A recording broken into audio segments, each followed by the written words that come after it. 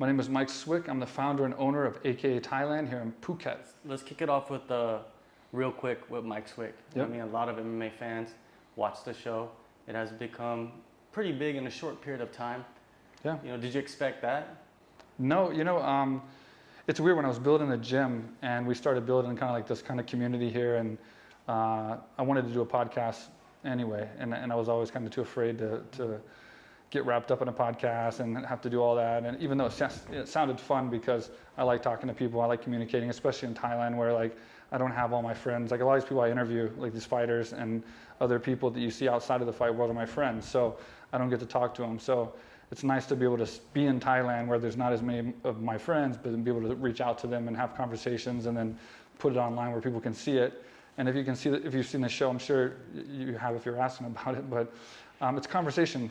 It's flow. It's like, it's like for the fans of these people that I have on the show, it's like listening to a FaceTime call between two people that are just having a conversation. It's not journalistic. I try not to, I miss a lot of views, and I could have grown the podcast a lot faster by being controversial and trying to get the points and making people uncomfortable and freak out and give me good sound bites and stuff. But for me, it's like the important thing is just having a good conversation and I'm not trying to be Joe Rogan or anything. I'm just having fun with it, and it's just grown bigger than I thought, faster than I thought, and so I'm just gonna keep going with it. Yeah, even like MMA media members that I talk to, they're baffled by how good you are with the conversation, with the people that you have on your show. So, do you think that's just natural for you, like being able to? You know what? Like the funny thing is, it's not natural at all. I'm a natural talker. But like I'm like a talker for myself, like where people are just like shut up. Like when I was a kid, I talked too much, and I'm too shy as an adult. So like anyone that meets me, think I'm super shy and super serious and like maybe angry, borderline all the time because I have a very serious face, even though I'm not. And I'm very shy, except my inner circle of people. And then I have my inner circle, and I talk too much, like when I was a kid. But for me in business, everything's based on relationships. Everything's based on how you interact with people, and so is. If you look at a lot of jobs, like CEOs and people who have high positions in jobs, a lot of times they're not the best at what they do, but they get along good with the owner or the person in charge, and they have a good relationship, and they're good with people, they're good with managing, and those people skills is what gets them that job. So if you ever read Dale Carnegie, How to Win Friends and Influence People, and Napoleon Hill, all these old business books and stuff that are just some of the best in the world, it's all about how you interact with people. And so for me, starting the podcast, while I was learning so much about business and building this gym, and I've had multiple businesses before, it was not only just having conversation and having fun and being able to put cool stuff out there that's different than the journalistic podcasts are all out there now, but it's also about kind of interacting with people and being able to, as I say control, but I don't mean control, but like you control what they say. If I start asking boring questions and saying the wrong things, the conversation's going to go down, and they're not going to be happy. They're not going to answer what I want. They're not going to give me additional information. Like you see a lot of my podcasts are like, oh, dude, that reminds me. I'm going to tell you this cool story. Boom, that's bonus. No other journalist would have got that because they're comfortable, right? So it gives me an opportunity to interact with many different personalities and then keep them kind of like it's like a bar, right? Where the bar goes down and it's like gets to the boring, uninterested, I'm ready to go. And then it goes up to the I'm excited, you boosted my ego. I know you care about my career and you're a good friend of mine, so now I'm going to give you a bunch back. So it's going to teaches me to kind of like have good conversations and keep people in good spirits. And so it's good for business as well, because when I have meetings, I use a lot of the techniques, and I say it like techniques, it's not like some gimmick or scam, but it's just real life. I use a lot of the things I've learned from the podcast to keep the conversations natural and flowing so that we can have good business conversations, and then we make good deals, we become good friends, and then we have good partnerships. So it's kind of work and fun at the same time. Yeah, so would you say you've mastered that people skill? Like I think I'm doing good, because I think I'm one of the few podcasters that puts a lot of effort in learning about people and conversation. Like a lot of the books and things I look up on YouTube and stuff is about conversation, and like the Dale Carnegie kind of methods of giving value is the number one thing. You want to give value. Everybody wants to take. In business, and when you have rich friends and you have people around you that make more money than you, more success than you, you always don't want to pay the bill. You always don't want to give them anything because they're rich, they have everything. You're the one that has the less money, you're the one that has less success. So the world's about 95% people that want to just take.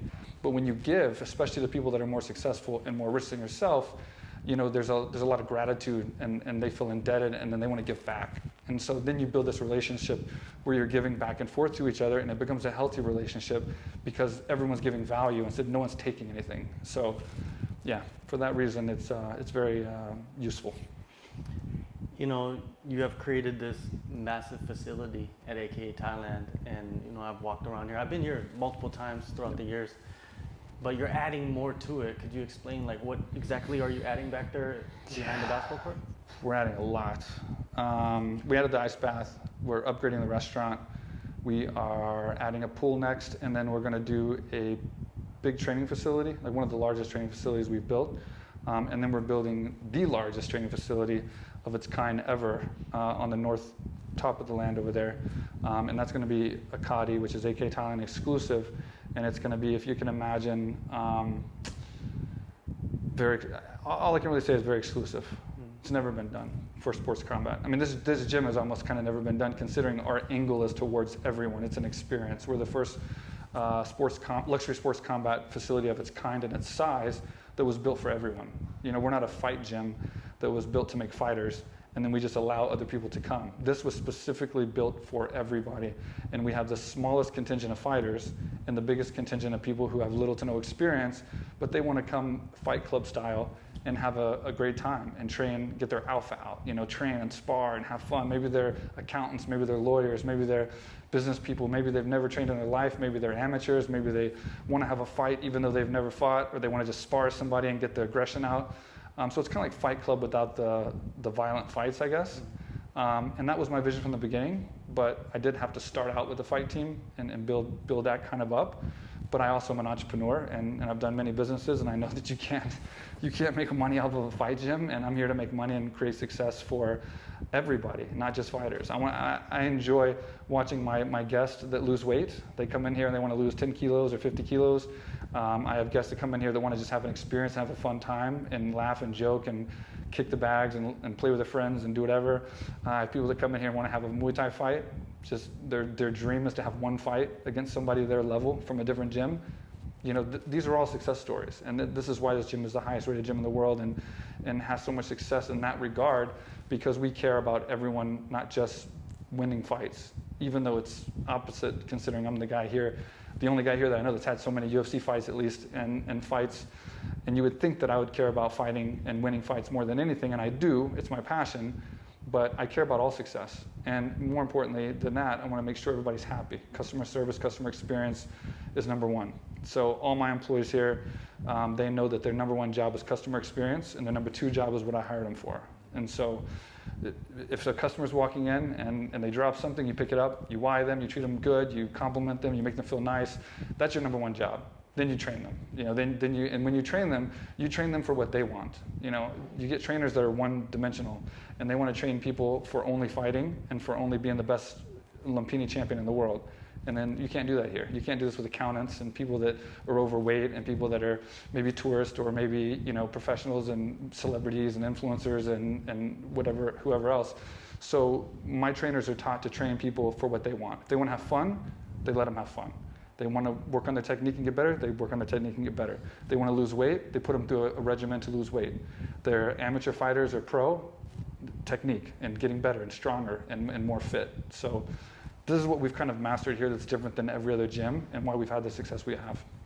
On top of that, you know, from more of a marketing standpoint, is the celebrity clientele that you're able to bring in, and no other gym is able to do that. And Yeah. I feel like that is such a huge benefit. How did you get into bringing in celebrities, or is it just from your fight days that you know so many people?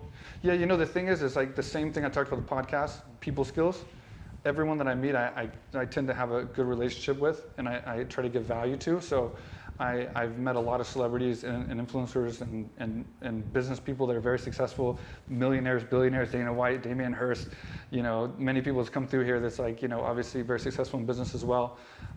And so just keeping a good relationship and a good network. And then when I had the gym, I just brought that over and then created more. And then content, like you said, is key. So doing professional videos, I'm very big into one of the most passionate things I have or I am about this gym is the content. We have great moments here. We have great storylines. We have great people. We have a great atmosphere. We have everything that's entertaining, and I love to come see every day. I want to make sure and get that across to everybody else on Instagram with our videos. I want to do, as you've seen our reels lately, we do the best video content I think of any gym, I think, in the world, because we focus on storyline. We focus on, we draw everything out. We storyboard everything. We script things. We do everything like it's a film, even though they're 30 seconds, 45, 1 minute, and then we have a point that we're trying to make, and we make those points, and so that the films are entertaining. It's not just camera, phones of people kicking bags and fights. Nobody wants to see that. They can see that all the time. So I think content is key. So from people that come that's not in my network, I think they see the professionalism of the content, and they know that this is the gym for them. COVID, it hit in early 2020. Yes, it was bad. And it was bad. What was your attitude initially to that when it first struck? Initially, I just thought it was going to pass fast. I knew we'd take a hit and it would be some kind of problem. I figured at most we would have a slow few months, so I prepared for that. When you're in business, you have your cash reserves, and you prepare for times that are slow or emergencies, or you have to prepare for a few months of not having income just in case something happens, especially in Thailand when there's possibly a coup or some kind of political issue, or maybe a tourism problem. There could be any reason why there could be a month or 2 months where tourism is low, and we've had that in the past. But yeah, a year and a half wasn't prepared for that, and I don't think many people were, which is why many businesses shut down. Fortunately for me, I have other business, and I'm always digging my hands in everything that I can, so I have multiple things going on, and I had a lot of cash reserves because I was building all this other stuff that I told you about. So we were able to survive, and not only survive, but continue to grow stronger. And it was actually something that we needed, because we needed to reevaluate. We were doing so good at the time of the COVID hit in January and February, and then up to mid-March before COVID hit and we got shut down, that we were so complacent, and I was not as good of a CEO as I should have been. I wasn't auditing, and I didn't have time to audit our company and see the problems that we did have, because things were going good, and I thought when things are good you just think everything's fine. In reality, when COVID hit and we lost our customers and we had to stop and look at everything, we had enormous amounts of problems. So we have spent a year and a half fixing every one of those problems, from the content, websites, online stores, upgrading the gym, marketing. I mean, we've fixed everything, and it's proving itself now, because we're filling up super fast. It's only been the first week of November.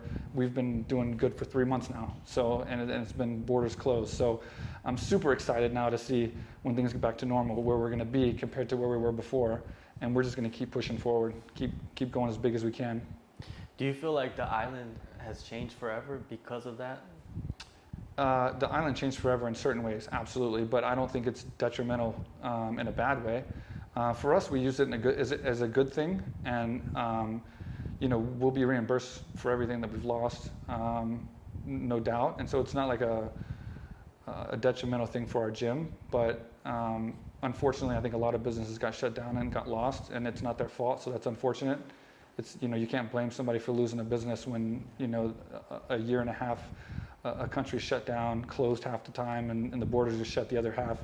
So that's unfortunate. Seeing everything closed down around us is depressing. But I think it will recover, and I think it'll come back stronger, like everything. I mean, time heals, and everything. It's like a roller coaster in life. Everything balances out. So considering this is one of the worst downsides we've ever had for the longest, I assume we're going to have a very, very nice upside, and everyone's going to get recovered. And fortunately for us, most of our guests come for us. We don't have to rely off tourism as much in Phuket. Walk-ins, most of the people book far in advance, and they're coming just for us. So it's not an issue as far as how the island's doing per se compared to our business. Compared to 2 years ago now, there's more jiu-jitsu gyms, MMA gyms compared to before the COVID, hit. What does that say about this island and what they're developing, as well as you? You mean there's more gyms since COVID? Yeah. I didn't even know that. Yeah, I honestly don't really pay that much attention to the other gyms. Like, the thing is like it's not a. When I first started, it seemed like a big competition between me and maybe a couple of the other gyms, because it seemed like we're doing the same thing, and I had to kind of focused on fighters in the beginning. So it seemed like we were doing the same thing. But my vision is always where we're going. It's not changed. So I knew where we were going is where no gym has ever went before. So I never saw the competition except temporary, while we had the fight team and stuff like that. And we weren't in a position to be trying to make a ton of money in the beginning anyway. We knew it was going to be a marathon. And so now where we are right now already, no one's in this direction. No one has this covered, with the foundation, the credibility, the reviews, the customers, the base, the structure, the content, the quality. We're in a different direction, and we're attracting a different level of people that other gyms are. So we're not really competing with them. And where we're going is even further than that with the exclusive part. It's going to be like the supreme version of AKA Thailand, like the Louis Vuitton supreme version, where it's like it's going to be just absolutely bananas. So yeah, there's never been. I don't think there's ever been a gym that I've ever seen like this one, but that is going to be 100% unique, never been done before, and what we're building there has never been done before. Now I can't wait to see what it is. It's going to be crazy. I'm gonna come back in a couple months. It's going to blow your mind. It's going to blow your mind, man. That was the dream since day one, but I had to get through this because if I started with that, it was incredible. You know what I mean? Like I can't get to the level of people that's going to come to that gym because it's only going to be the highest of highest levels. I can't talk those people into coming to Thailand and training here at this gym if I didn't have this credibility already. If I didn't have Dan Bilzerian coming in here, 2 or 3 times a year for a month at a time, 2 months at a time, all these guys, Hers, Liddell, Dana, all these people coming in. If I didn't have this credibility and this kind of like reputation of a gym, I could never get to that. So it was a lot of stress to build this correctly, to build my real dream. For sure, and I wanted to ask you about something, in the past. Like, you're from Texas, and I was reading something about you in your amateur days when you were fighting. There was no sanctioning body. Yeah, no. And now there's so many sanctioning bodies and so many rules, and everybody's fighting over the rules. Yep. But when you were fighting the amateur level, like, how did that feel, not having no oversight or nothing? I mean, it was normal. So it wasn't like, I didn't see what we have today and then go back to that. Yeah. That was just kind of all we had. But yeah, most of my amateur fights, I didn't even know my opponents until we weighed in. So and oftentimes they weren't the same weight as me. They were bigger or sometimes smaller, but mostly bigger. And I didn't know much about them. Opponents got changed the day of the fight, the day of the weigh-ins. It was crazy. And a lot of my amateur fights were 3 fights in one day. They were tournaments. And 15-minute first round, 5-minute second round in Texas, back in with Eve Edwards and Len Oding and them. We fought in Texas, so it was like underground fights, and it was like usually 15-minute first round, 5-minute overtime. So one of my fights, I had 3 fights in one day for 60 minutes, 20 minutes, 20 minutes, and 20 minutes. Yeah, it's crazy. 60 minutes of fighting is a long time. Yeah. And nowadays you got guys complaining about fighting 25 minutes. Yeah.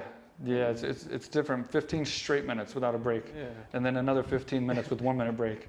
It was tough. It was hard, But it was because we didn't have the full rule set, so we couldn't close fist to the face. And I think we could knee or kick and then open hand. So it was exertion, but it's the same. So the exhaustion, but we couldn't finish as easy, So it was like that's why these fights drug on, because we couldn't knock each other out as easily by just punching in the face. We had to open hand to the face and palm strike and pancration style. Yeah. Every fight was different rules because nobody controlled anything. Yeah. So you sometimes didn't even know the rules till you got there. And then sometimes they were just like, no rules, just go for it. And then you're just like, okay. What's the wildest thing you saw in your amateur days? Oh, God, I don't know. So many, I don't know. A wild experience I had was just,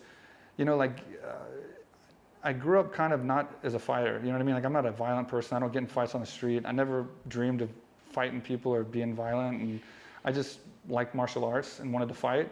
So there was a time when I fought, and I was in my amateur days, and I was walking out to the cage, and I'm, you're walking out, and everybody's drunk and throwing beer cans, and you're looking at the cage, and there's a guy in there with like camo shorts and a mohawk, and you ask yourself like, what the fuck are you doing? I don't know if I can cuss, but you ask yourself, like, what are you doing? Like, why am I doing this? Why am I entertaining these people? And why am I fighting this guy?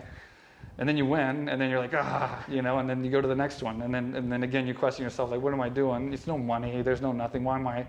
This is so far from martial arts that I was doing before, Taekwondo and, structured discipline, like more, I guess, respectable at that time, martial arts.